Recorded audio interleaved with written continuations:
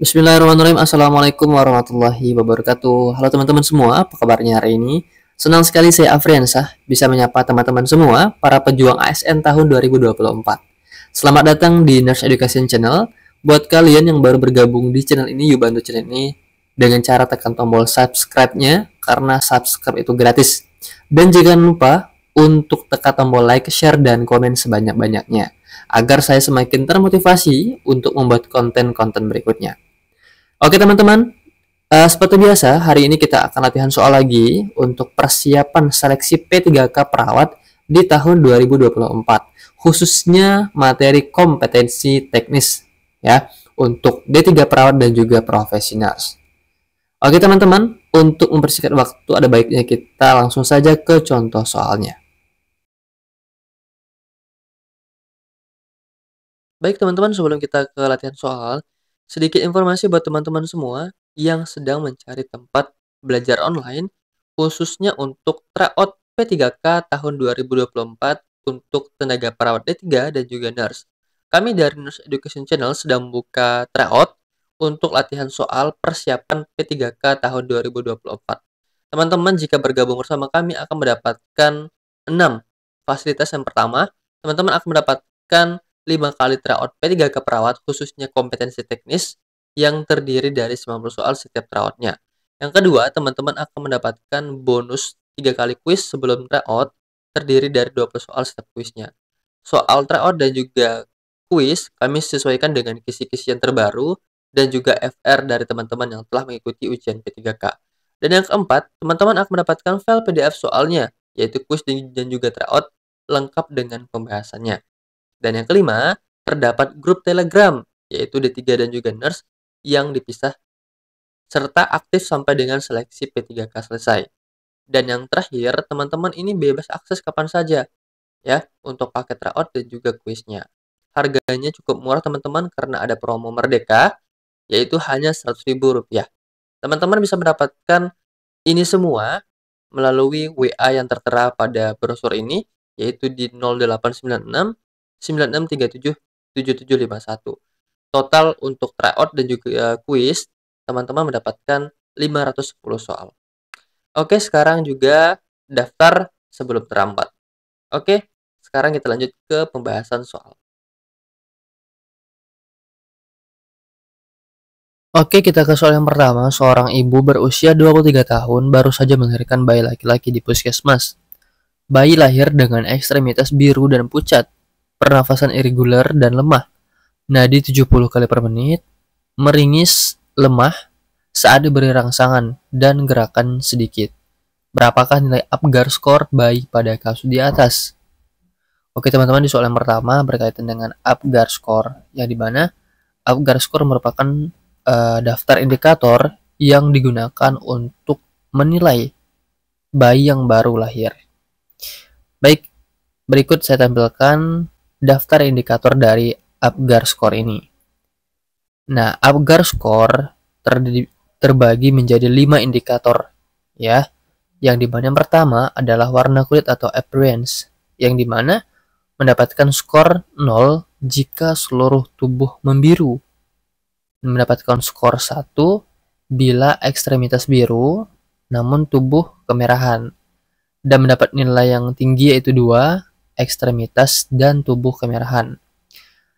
Lanjut indikator yang kedua yaitu pulse atau denyut nadi, yang dimana mendapat skor 0 jika tidak ada nadi, skor 1 jika kurang dari 100 kali per menit atau lebih dari 100 kali menit mendapat skor 2. Nah, indikator yang ketiga ada grimace atau refleks ya, yang dimana tidak ada reaksi mendapatkan skor 0, menangis lemah mendapat skor 1, menangis kuat, batuk atau bersin saat saat diberi rangsangan mendapat reaksi perlawanan. Nah, ini mendapat skor 2. Sedangkan untuk indikator yang keempat yaitu activity atau tonus otot, yang dimana tidak ada atau lumpuh dapat skor 0, ekstremitas fleksi sedikit atau sedikit gerakan itu 1, dan aktif ya mendapat skor 2. Dan indikator yang terakhir adalah respiration atau nafas, yang dimana mendapat skor 0 jika tidak ada nafas lemah dan tidak teratur mendapat skor 1, nafas baik, menangis kuat dan teratur mendapat skor 2. Baik, kita balik pada kasus yang dimana pada kasus dikatakan bayi lahir dengan ekstremitas biru dan pucat. Ya, ekstremitas biru dan pucat, pernafasan irregular dan lemah, nadi 70 kali per menit, meringis lemah saat diberi rangsangan, dan gerakan sedikit. Nah, berapakah nilai Apgar score berdasarkan kasus di atas? Ya, kita cocokkan dengan tabel indikator ini. Yang pertama ekstremitas biru, yaitu mendapat skor 1. Lalu, pernafasannya irregular dan lemah. Nadi 70 kali per menit. Nadi 70 artinya kurang dari 100, berarti dapat skor 1 juga. Meringis lemah saat diberi rangsangan. Meringis lemah saat diberi rangsangan. Nah, kira-kira yang grimace ini juga 1. Ya. Dan gerakan sedikit. Sedikit gerakan. Nah, ini juga 1. Lalu tadi pernafasannya irregular ya dan lemah. Juga mendapat skor 1. 1, 2, 3, 4, 5. Nah, jadi skor totalnya adalah 5. Sehingga jawaban yang benar adalah yang C, yaitu 5. Ya. Nah, kira-kira kalau normalnya itu berapa Apgar skornya? Nah, Apgar skor normalnya jika skor ya mendapatkan nilai 7 hingga 10. Nah, jika asfiksia sedang, jika nilai Apgar skornya 4 hingga 6, asfiksia berat yaitu 0 hingga 3. Ya. Silakan teman-teman hafalkan indikator dari Apgar skor karena soal ini juga langganan keluar ketika ujian nanti. Oke, kita lanjut ke soal nomor 2. Baik teman-teman, kita ke soal nomor 2. Suatu kelurahan berada di lingkungan industri yang menghasilkan limbah asap. 30% masyarakat menderita ISPA. 15% diantaranya adalah anak-anak. Masyarakat mengatakan tidak mau menggunakan masker karena merasa tidak nyaman. Perawat memberikan pendidikan kesehatan tentang pentingnya penggunaan masker. Apakah strategi intervensi yang dilakukan oleh perawat? A. Supervisi, B. Advokasi, C. Kemitraan, D. Promosi kesehatan, atau E. Pemberdayaan masyarakat. Baik teman-teman, di soal nomor 2 berkaitan dengan strategi intervensi di dalam komunitas. Nah, ada banyak sekali strategi intervensi dalam komunitas. Nah, di soal dikatakan bahwa perawat ini akan memberikan pendidikan kesehatan, yaitu tentang pentingnya penggunaan masker. Ya, yang dimana di soal dikatakan bahwa terdapat suatu lingkungan industri yang menghasilkan limbah asap. Nah, 30% masyarakat menderita ISPA dan 15%-nya adalah anak-anak. Dan masyarakat yang ada di sana ini tidak mau menggunakan masker karena merasa tidak nyaman. Nah, perawat di dalam komunitas ini akan memberikan pendidikan kesehatan tentang pentingnya penggunaan masker. Maka, dari data ini, strategi intervensi yang dilakukan oleh perawat tersebut adalah salah satu bentuk promosi kesehatan. Ya, yang dimana seperti kita ketahui bahwa promosi kesehatan merupakan segala bentuk kombinasi yang dirancang untuk memudahkan perubahan perilaku dan juga perubahan lingkungan yang lebih kondusif bagi kesehatannya. Ya, maka di soal nomor 2, jawaban yang bisa kita pilih adalah yang D, yaitu promosi kesehatan. Karena di sini sudah jelas sekali ya soalnya bahwa perawat akan memberikan pendidikan kesehatan. Oke teman-teman, sekarang kita lanjut ke soal berikutnya.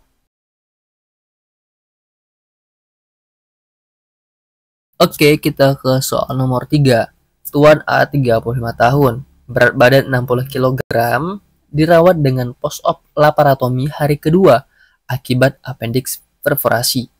Keadaan umum pasien masih lemah, kesadaran kompos mentis, tanda-tanda vital didapatkan tekanan darah 110/70, HR 88 kali per menit, RR 20 kali per menit, dan suhu 37 derajat Celcius.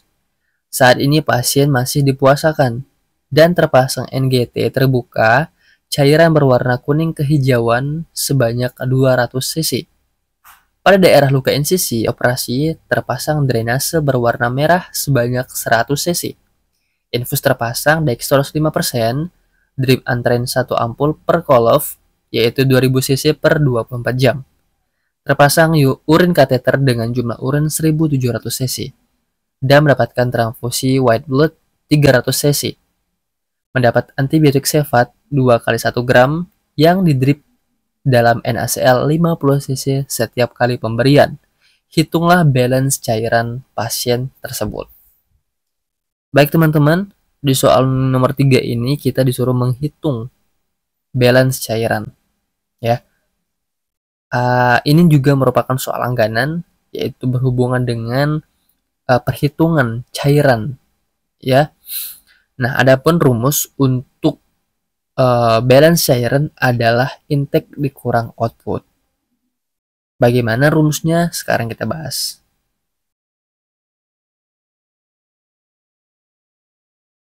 Oke, sekarang kita bahas ya untuk balance cairan. Adapun rumus untuk balance cairan yang telah saya sebutkan tadi adalah intake dikurang output.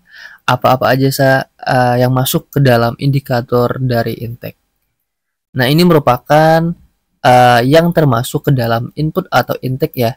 Yang pertama adalah makan dan minum, yang kedua cairan infus, yang ketiga injeksi, yang keempat adanya transfusi, yang kelima adalah air metabolisme. Nah, inilah yang paling sering dilupakan dari air metabolisme, yang dimana pada orang dewasa menggunakan rumus 5 cc dikali berat badannya.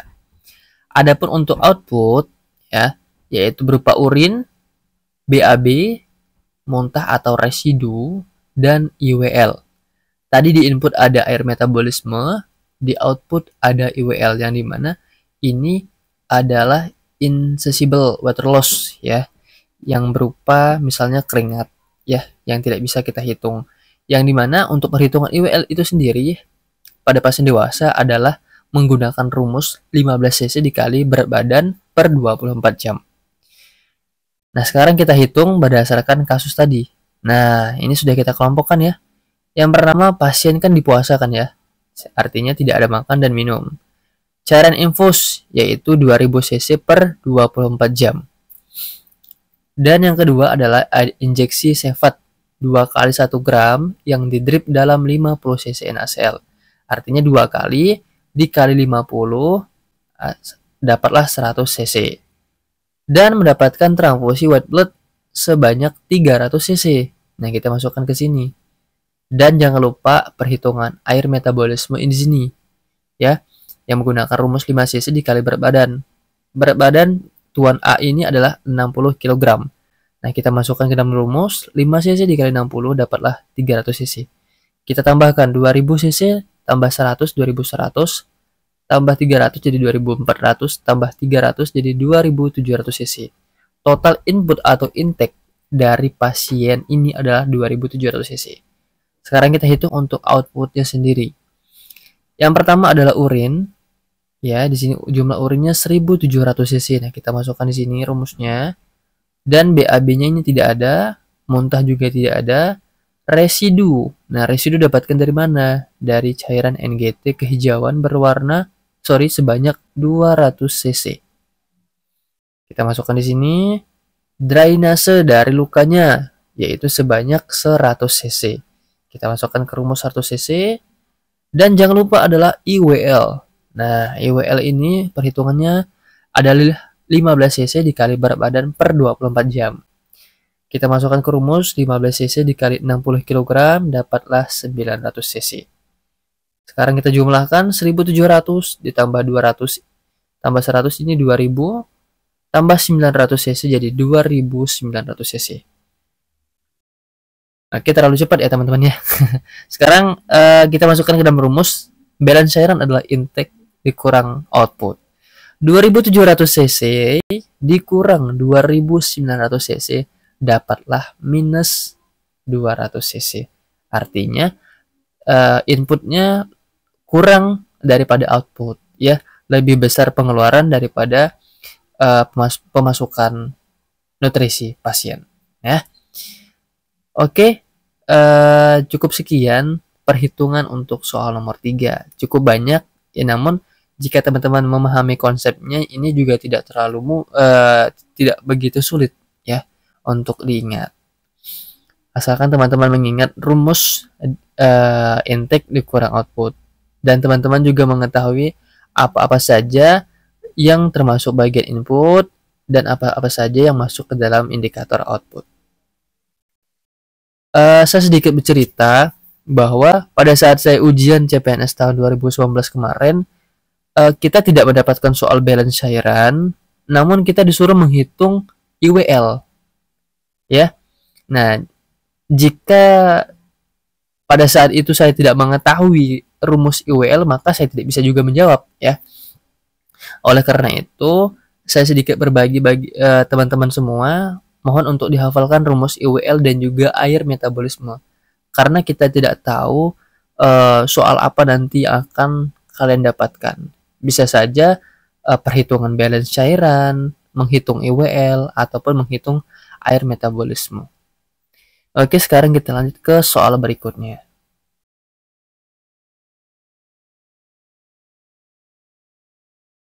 Baik teman-teman, kita ke soal nomor 4. Pers melakukan kunjungan pada suatu keluarga.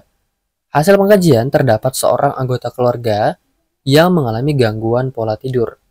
Perawat kemudian memberikan latihan autogenik untuk mengatasi masalah pasien tersebut. Apakah peran yang dilakukan perawat di dalam kegiatan tersebut? A. Advokat, B. Konselor, C. Caregiver, D. Penemu kasus atau E. Manajer kasus.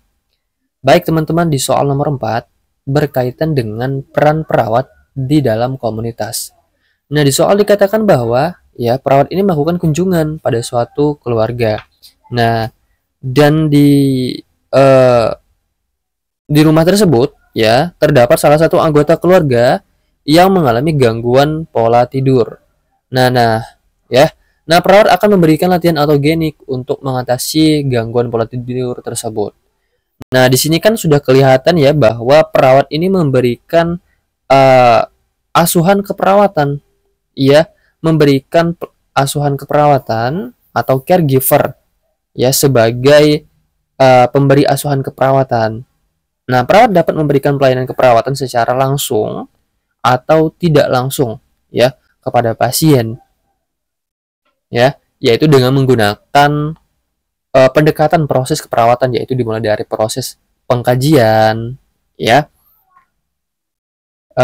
serta menegakkan diagnosa keperawatan berdasarkan hasil analisis datanya, merencanakan atau mengintervensi sebagai bentuk upaya ya untuk mengatasi masalah yang muncul dan membuat langkah pemecahan suatu masalah.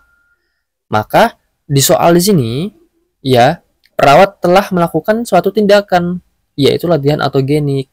Nah, ini merupakan salah satu peran yang dilakukan oleh perawat sebagai caregiver atau pemberi asuhan keperawatan. Maka, peran yang dilakukan perawat dari kegiatan tersebut adalah caregiver atau pemberi asuhan keperawatan. Maka jawaban yang tepat untuk soal nomor 4 di sini adalah yang C. Oke teman-teman, bisa ya? Sekarang kita lanjut ke soal berikutnya. Oke teman-teman, kita ke soal nomor 5. Seorang perempuan usia 21 tahun datang ke poli kebidanan pada tanggal 27 Juli 2023.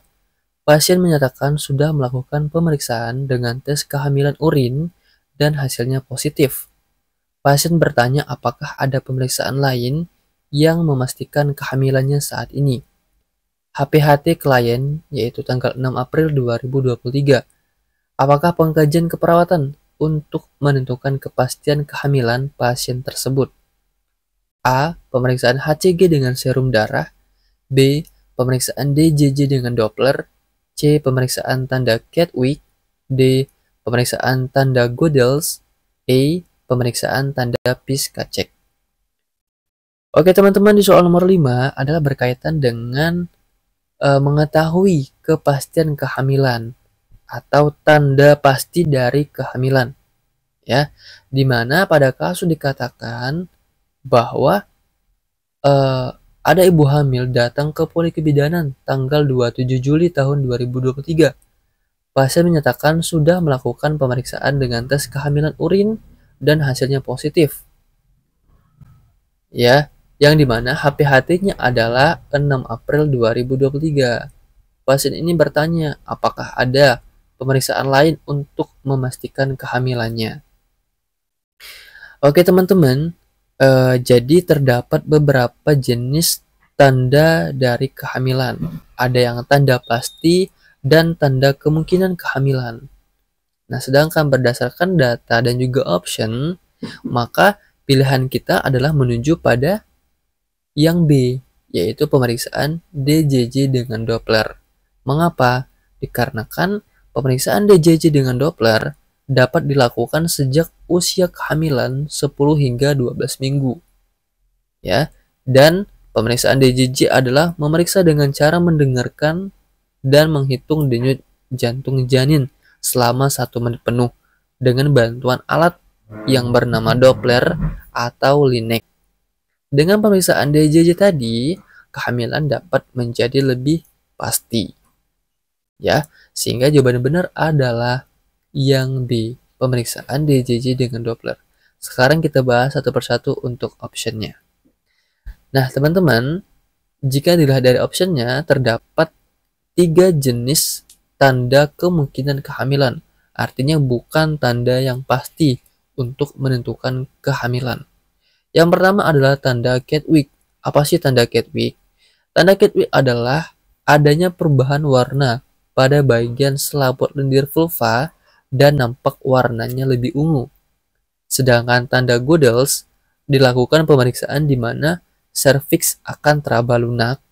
Dan yang ketiga, tanda Piska-Cek adalah dilakukan dengan cara mengecek adanya pembesaran pada bagian uterus. Nah, ketiga ini adalah tanda kemungkinan untuk memastikan kehamilan. Oke teman-teman, sekarang kita lanjut ke soal berikutnya. Baik teman-teman, tidak terasa sudah di akhir video. Terima kasih buat kalian yang telah menonton video ini sampai selesai. Semoga adanya video ini bisa membantu teman-teman semua untuk mempersiapkan diri untuk tes P3K dan juga PNS. Semoga kalian bisa lulus dengan nilai yang memuaskan dan dengan pilihan penempatan masing-masing. Terima kasih. Assalamualaikum warahmatullahi wabarakatuh.